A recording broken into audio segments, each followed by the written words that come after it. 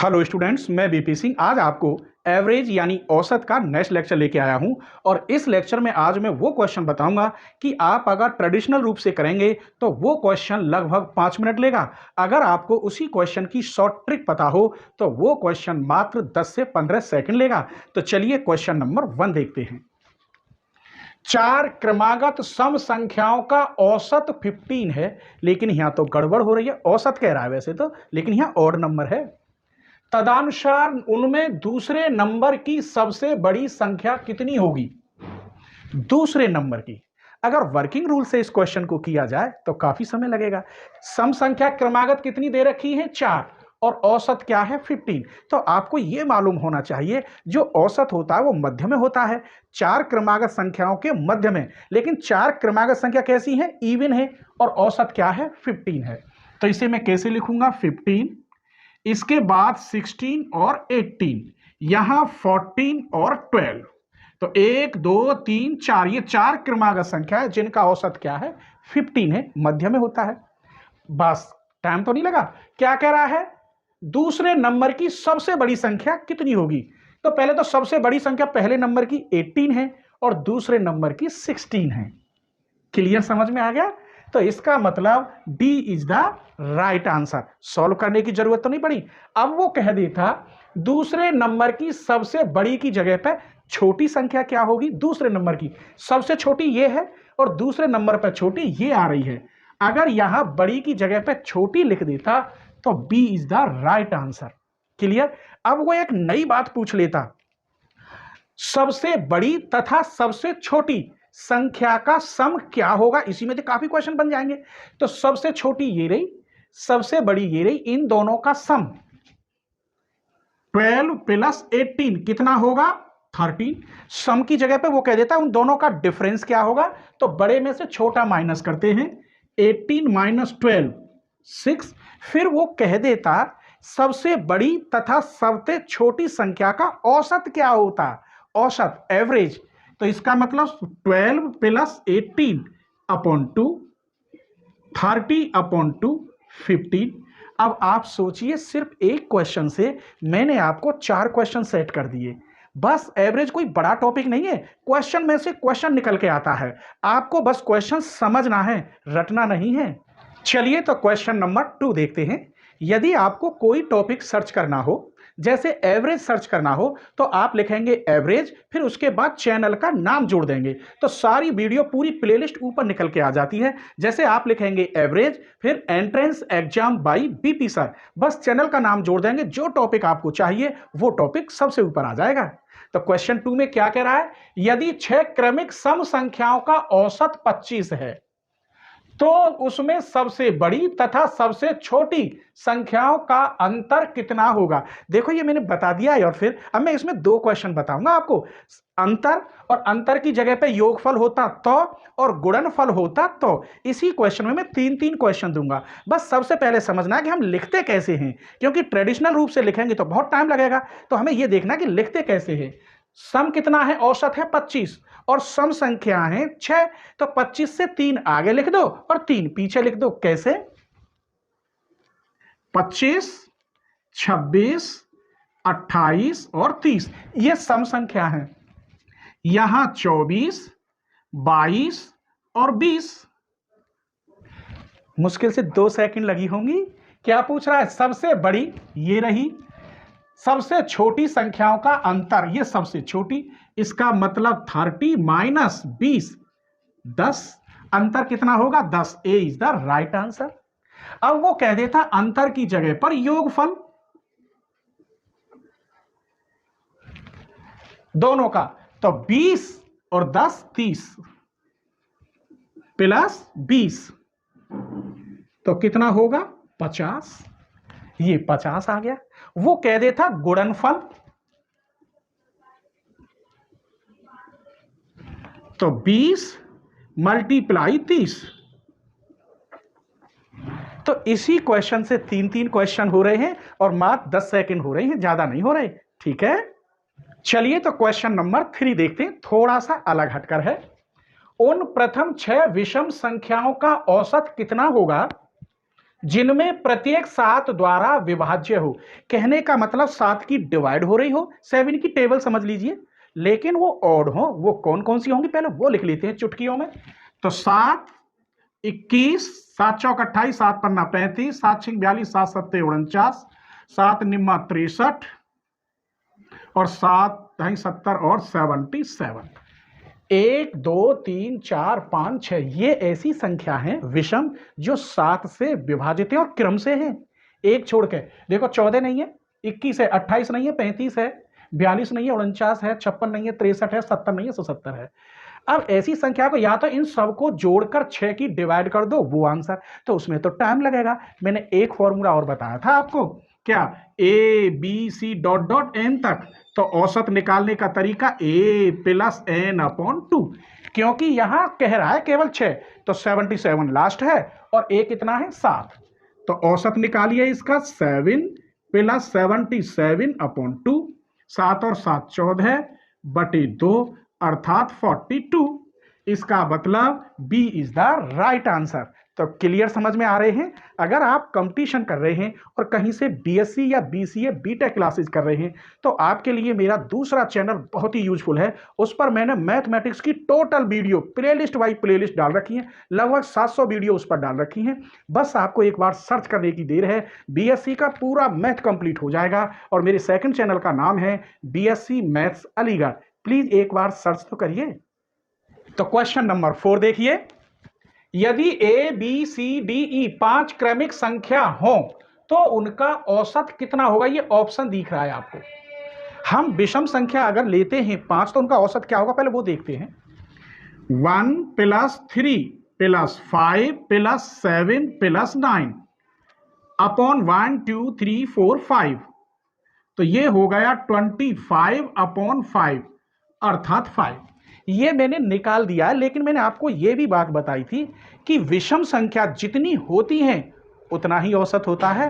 पहले लेक्चर में या दूसरे में जरूर बताया होगा, इतना निकालने की जरूरत नहीं है। 5 संख्याएं विषम, आंसर भी 5 ही आ रहा है औसत। लेकिन यहां ए की जगह पे क्या है 1 है, बी की जगह पर 3 है। 5 को लिख सकता हूं मैं 1 प्लस 4 अर्थात 5, और 1 की जगह पे आप क्या लिखेंगे ए प्लस 4। इसका मतलब ये टोटल अब 5 माना जाएगा। तो कितना औसत है a प्लस 4। इसका मतलब ये आंसर सही है।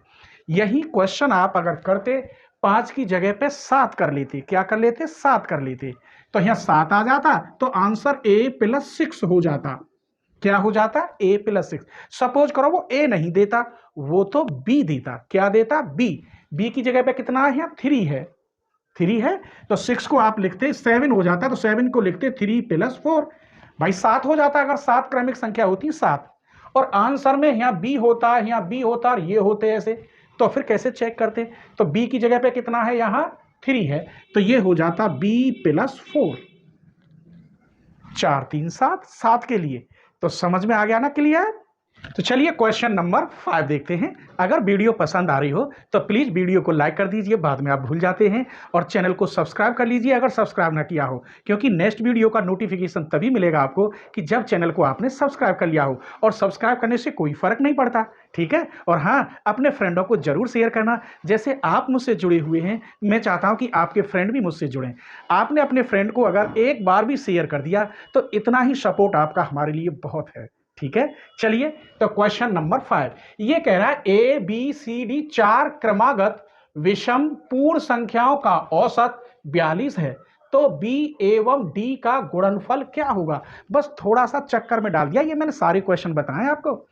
देखिए 4 क्रमागत विषम संख्याएं जिनका औसत 42 है, तो 2 इससे आगे ले लो विषम, 2 इससे पीछे ले लो, तो ये आएगा 43 और 45 आएगा, 44 नहीं, यहां 41 और यहां आएगा 39। क्लियर। इसे छोड़कर 2 इधर विषम ले ली और 2 इधर ले ली, और ये क्या है आपका औसत है A B C D. This is A, this is B, this is C, this is D. Clear. अब क्या कह रहा है बी और डी का गुणनफल क्या होगा।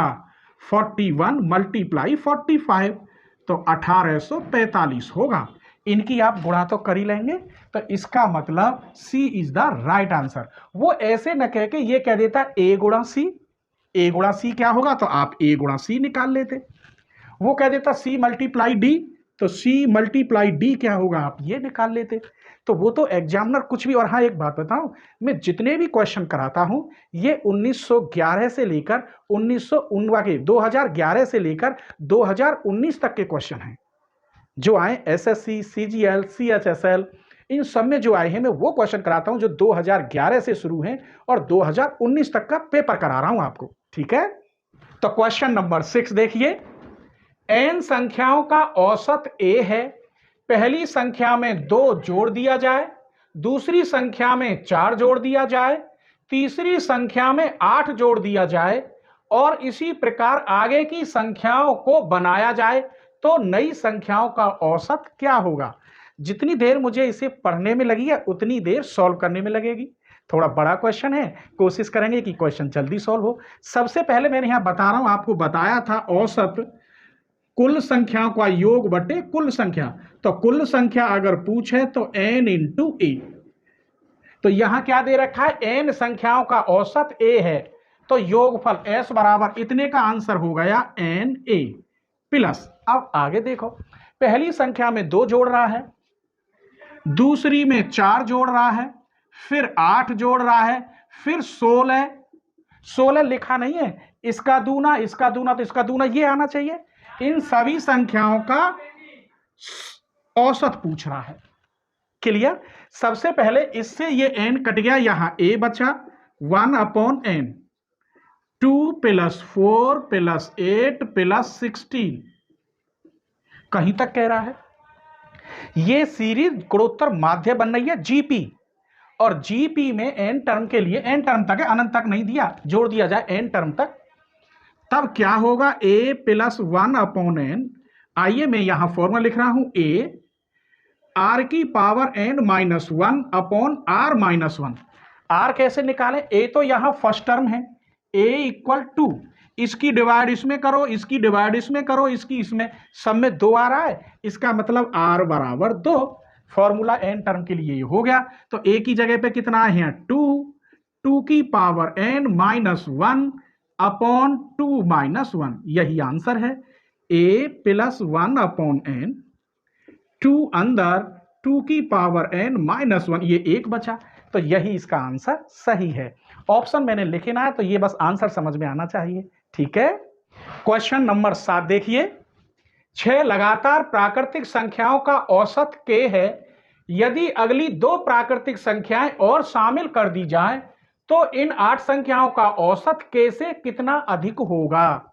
तो पहले हम 6 का निकाल लेते हैं, फिर हम 8 का निकालेंगे और 8 के में से 6 का माइनस कर देंगे, जो आंसर आए।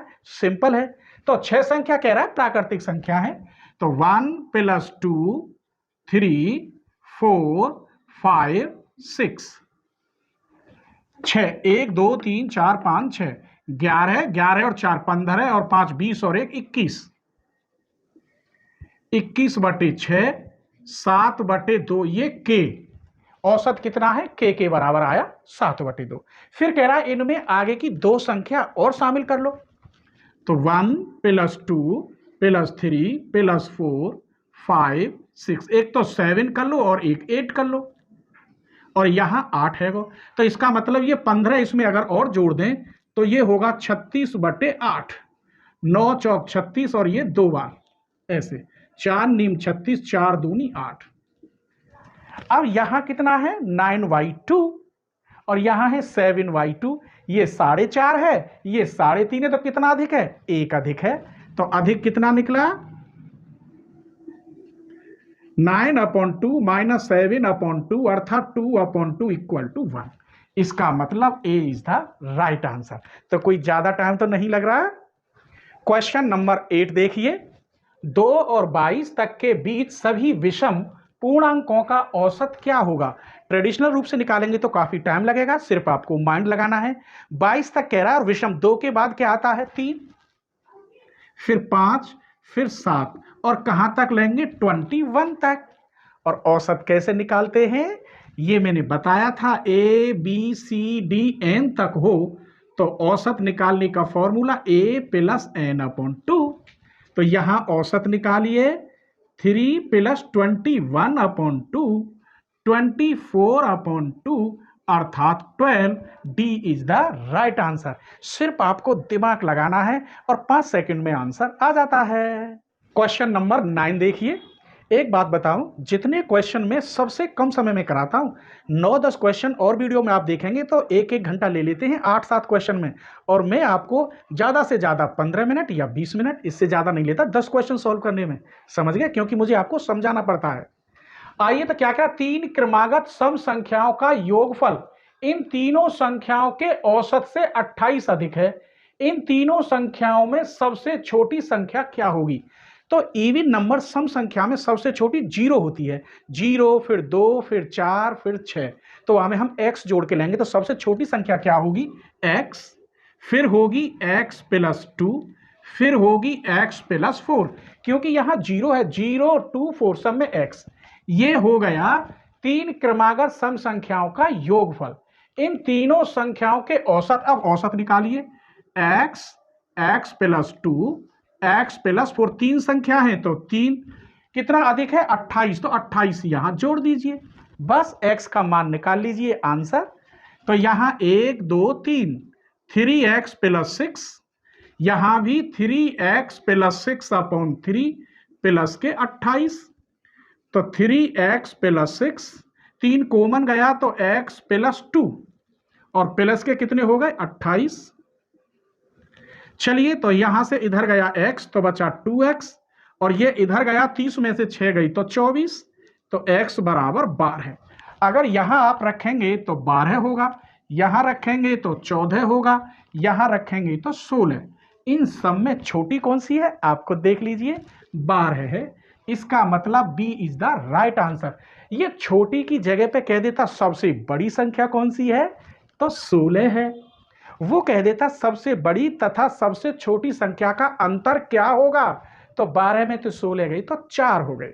ठीक है, मैं पूरी कोशिश कर रहा हूं कि आपकी समझ में एक एक पॉइंट आए, क्योंकि मैं तो केवल बीएससी और एमएससी क्लासेस पढ़ाता हूं। बस बीएससी एमएससी के बाद बच्चा कंपटीशन की तैयारी कर रहा है, तब मैंने ये दूसरा चैनल बनाया है। इसीलिए आपसे रिक्वेस्ट है कि आप मेरे चैनल को ग्रो करने में मदद करें। चलिए, तो क्वेश्चन नंबर 10 देखते हैं। 25 क्रमागत विषम संख्याओं का औसत 55 है, तो इन पूर्णांकों की सर्वोच्च संख्या कितनी होगी? सर्वोच्च संख्या। अगर इस क्वेश्चन को निकालेंगे आप तो कम से कम 15 मिनट लेगा ये, लेकिन अगर आप माइंड लगाएंगे तो यही क्वेश्चन सिर्फ 10 सेकंड में हो जाएगा। यही तो मैं कोशिश करता हूं कि आपका मैथमेटिक्स और रीजनिंग टॉप होनी चाहिए। अब आप एक बात सोचिए कि कितनी है? 25 क्रमागत संख्या है, और मैंने हमेशा यह बताया जो औसत होता है वो मध्य वाला होता है, मिडिल वाला। मिडिल का मतलब है, अगर मैं 13वीं संख्या ले लूं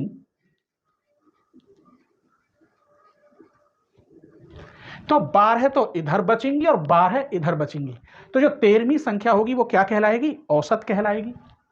औसत कितना है? 55।